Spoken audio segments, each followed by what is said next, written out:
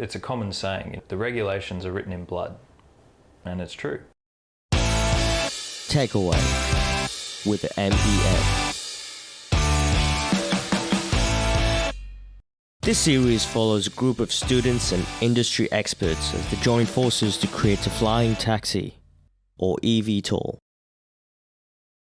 I am your host, Niraj, and this is part 1 of my chat with Lachlan Kilby, co-founder and managing director at Javelin Aerospace, and incidentally, where I also ply my trade. Let's take it away. What is Javelin? What do we do here apart from playing pickleball and foosball? Yeah, well, look, apart from the work-life balance, where life is definitely a massive part. Yeah. Brief intro to Javelin. We're a relatively new company. We branched out of certification for modifications and repairs, and that's our background, or my background personally. But we wanted to take, if we were going to start a new company, this is myself and my business partner. Who's Andrew Bridge? Andrew Bridge, yes. We went to school together, so we've known each other for a very long time. So we thought it was only fitting that we would try a business venture together. But what we wanted to do was focus, I guess, less on the boring stuff, let's just say. And we wanted to more or less realize some of our childhood dreams and try to tackle some of the problems that were interesting at least, and more or less cutting edge as best we could anyway, because previously to that my design and cert experience was very much focused on aircraft that had already been designed, and you were focused on how you were going to keep them flying, how you were going to repair them, modify them. And we always found that the modifications were the fun part, because that's something new and you're tackling a problem that's really never been solved before. So we really wanted to go in that direction. So I guess that's what Javelin has been so far. We've been, obviously, we've stayed true to what we know, which is traditional design and cert, but we're looking to go, and we've been really quite lucky to have some projects that have come along, even only in our first year, not even 2 years of operation, where they've really pushed the boundaries of the existing frameworks that are in place from a cert perspective, and that's exactly what we wanted to do when we set out. So yeah, there you go, there's Javelin. When you say expanding the framework, are you talking about projects like the wing walking projects come to mind? Yes, there's a few fringe projects, we'll call them, that we have on the go at the moment. And yes, one of them is wing walking, which is obviously... As crazy as it sounds? It is as crazy as it sounds. You take a person, a willing person, believe it or not, so someone who's actually signed up, and you strap them to the top of a wing of a World War II, effectively, biplane, and they have to enjoy themselves up there while it's flying around, and probably doing aerobatics. And hope they don't die. I told my wife Bav this project, and she couldn't believe it. She was like, why would anyone in their right mind be willing to do something like that? I was like, well, when that project does come to fruition, we'll probably be the first ones to be testing it as the engineers designing it. That's exactly right. Yep. Yeah. So put our money where our mouth is. We'll get the podcast back. We'll do a little pre and a post interview. If we do make it. You're right. You know, that will be us that are testing it. You know, the design engineers, and it's always been that way with Boeing, for example. It would always be the first sort of proof flight test. Would have all the engineers on board that had designed the aircraft. So there's no real difference for us. If we're basically responsible for certifying something, then we need to be comfortable that it's safe for purpose, and there's no better way to show that or put your money where your mouth is by actually doing it. So yes, one of us, probably myself, will be strapped on top of that thing when it first goes flying, which I'm quite looking forward to. I just hope I get my maths right. Funny, you talk about the practical aspects of certification, but making sure that it's safe. One way to do it is that you design it, and then with the thinking that you're going to be the one on the aircraft. That's a very old school method. There are obviously more modern methods that have come about, but it's always going to be a balance of, there's only so much that you can show on the ground and on paper. Yeah, you really have to, for anyone to have any sense of, I guess, trust in what you've done, there's no better way to actually show it physically working. Yeah. But as soon as you start talking about innovation in civil aviation in particular, you hit this wall. Well, the certification people come along and start bashing you with a stick going, no, that is unproven and too exciting. Start to rain on your parade. Yeah, that's it. And it's always been that way. And we hate it, but we love it at the same time, because someone has to be the gateholder to safety. And in many ways, cert is one of the hardest parts about doing these sorts of projects. You know, for all intents and purposes, a lot of the technologies within eVTOL, they're already established. So you have electronic motors, you have batteries, albeit they're not where they could be in terms of battery technology, but that's a side point. You have electronic control systems, you have composite structures, etc., etc. So all the technologies are there, and we have drones flying around. So the concept of the flight dynamics of one of these machines is already there. So obviously, I'm not discrediting any of the challenges that are there in the design and the construction phase, but typically those phases, because they're so unhindered initially, which is the fun part, right? You can really just have a clean slate and do what you want. Certification is where the fun stops, and you have to start proving that it's safe to carry the general public. And in this case, the first stage of an eVTOL, and many around the world, is that it is safe to carry even just one individual. If we're doing hover testing, etc., that's still in the, I guess, the proof of concept stage, which is great. But yeah, the earlier you can start thinking about this certification stuff and the challenges that that poses, and I guess the framework that you have to meet, the earlier you can start addressing those, then it kind of hits you less of like a freight train when you finally get there. And I think you touched upon it, but I'd like to explore why certification in the first place. There's can be a lot of negative talk about certification, right? And as people who are experts in certification, you know, what is the raison d'etre of certification? What is the value that it brings to a certain product, to a certain industry? Rightly so. I mean, maybe we're being a little bit unfair. You know, I can obviously, because I work in certification, it's easy for me to say that we rain on the parade.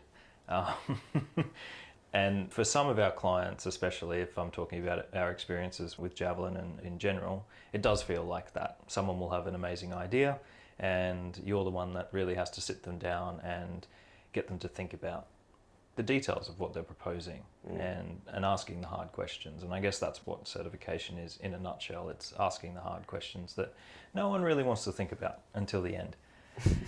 But the value of certification, well, I mean, would you buy a car for your family if it wasn't ANCAP safety rated? Well, no. How do I know that it's safe enough for my family? Exactly. Good enough? Would you fly on a Boeing aircraft if... Well, no, I wouldn't fly. That is a bad example with recent events. But I get your point. Like, if you're talking even about, say, something like the Titan sub, the submarine that imploded, that wasn't, correct me if I'm wrong, but that wasn't to the right certification standards. Exactly, yeah. That was actually an experimental machine that they were... Look, I won't get into any details or any sort of speculation, but from the outside it looked like they were using it for commercial purposes, in which case you would really be required to be operating a certified machine, which experimental by definition means it's not certified. So yes, that's an example of what can go wrong if things aren't certified, but there's many more examples of that. But really, in a nutshell, the minimum safety level that most governments or public agencies will accept for essentially transporting civilians around will be something that is certified. And it's the same with drugs, for example. So pharmaceuticals, you are not allowed to sell anything in Australia or anywhere in the world really, in I guess advanced countries where it doesn't hold some sort of TGA certification, or in America it's the, what is it, the FDA? FDA, exactly, yeah. So it really is, CERT represents the most formal kind of threshold that we have for something that is safe for public consumption. So really, if you don't have it, then it's okay. You can still do what you're doing, but you could never widen your experimental vehicle or experimental drug to the public market, for example. So with eVTOL and electronic aircraft, etc., those are the sort of things that I believe we're doing it because we want to open it to the public. So therefore, we need to start thinking about certification.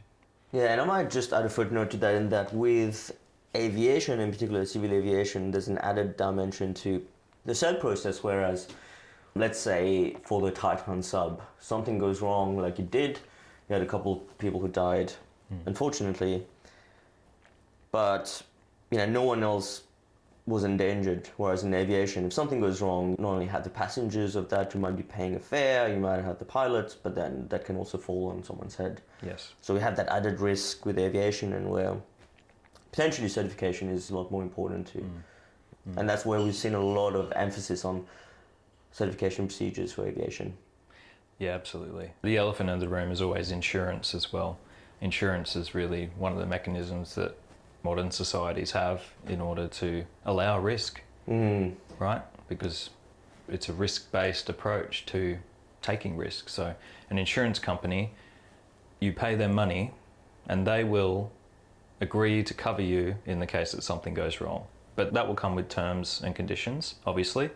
And in most cases, that will revolve around some sort of certification. So, an insurance company will never insure you if you were to drive around a car that you designed yourself, for example. It would have to be ANCAP safety rated.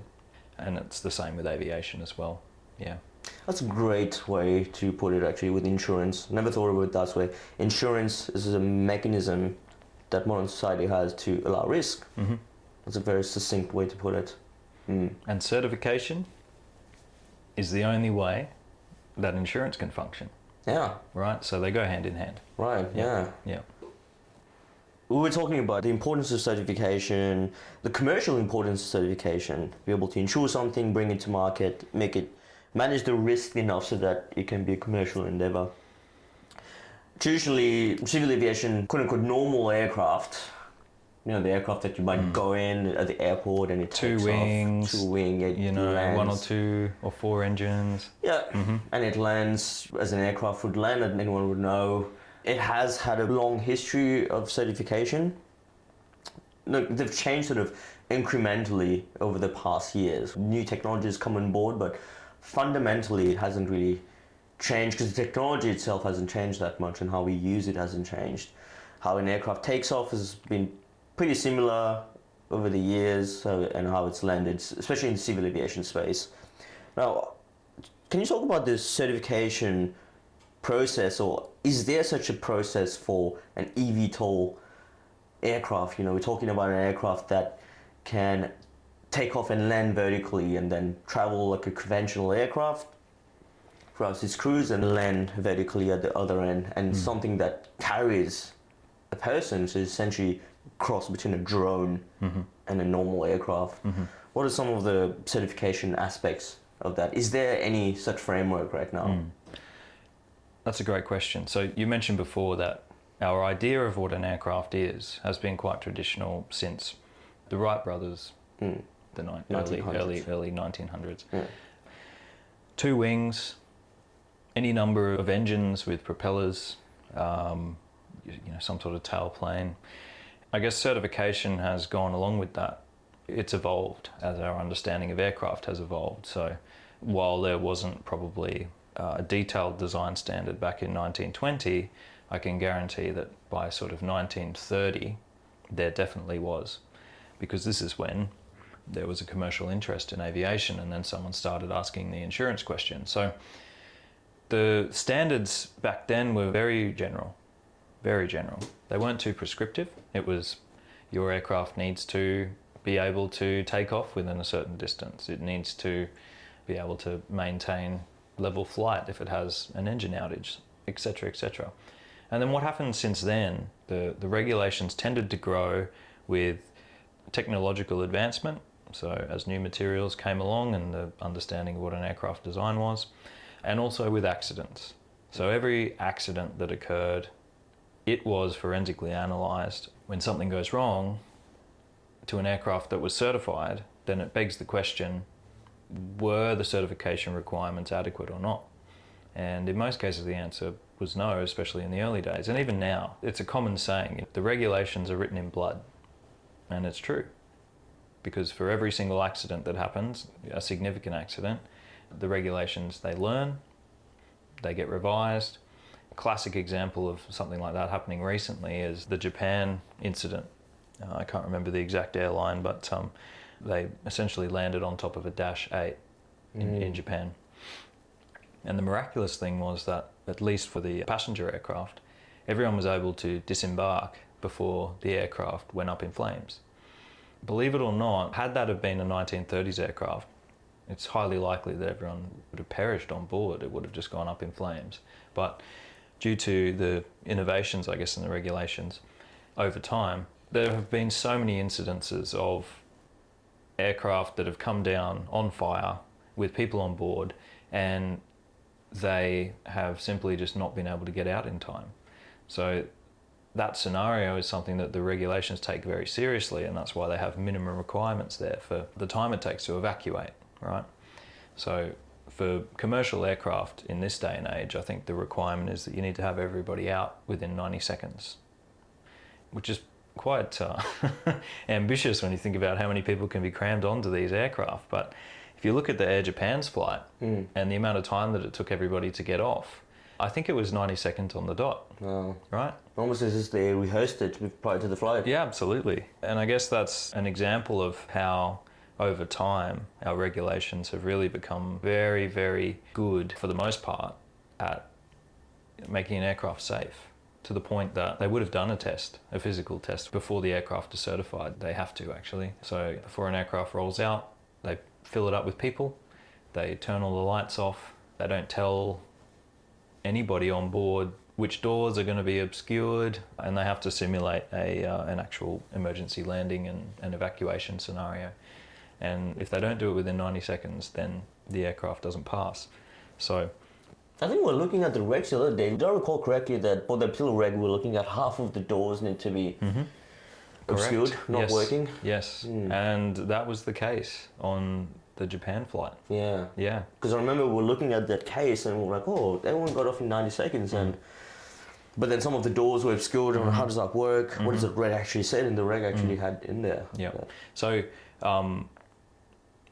I can't speak 100% for that regulation, but it wouldn't surprise me if at some point that particular regulation, maybe back in the 1970s, said everybody needs to be able to evacuate the aircraft safely. And then they might have had an incident where there was a fire and people weren't able to make it out in time. So then they released an update to that regulation that says everybody needs to be able to make it out of the aircraft safely in 90 seconds, right? And then that would have existed for some time. And then they would have had a situation where the aircraft was on the ground and it was on fire and half the doors were obscured, which, when you think about it, is probably a pretty good assumption to make. If something has gone wrong and the aircraft's on fire, it'd be a fairly best case scenario if none of the doors were actually obscured. So there was probably another accident at some point which the FAA or someone looked at and said, actually, we need to revise these regulations and make sure that they can still get 90 seconds, but half the doors need to be closed, which is Air Japan. That incident comes along, and it's a textbook reflection of the test case that they have in the regulations and a textbook outcome. Yeah. Which is amazing. And save lives at the end of the day. Save lives. So, I think that amidst a whole bunch of other factors, I think that definitely the fact that that aircraft was certified and was able to meet those emergency evacuation requirements, that is a very strong reason why. We spoke about the traditional aircraft certification and that it's been around for such a long time. And so what about eVTOL now and emerging technologies? How does that all fit into this certification framework that's been it's been old in a sense that it's been around for a long time? Can you talk about that? How does that plug in there? Does it even plug in there, or does it need a new framework? Look, the short answer to the question is there a cert framework for eVTOL aircraft at the moment is no, there's not. And that's probably the most challenging part about it all.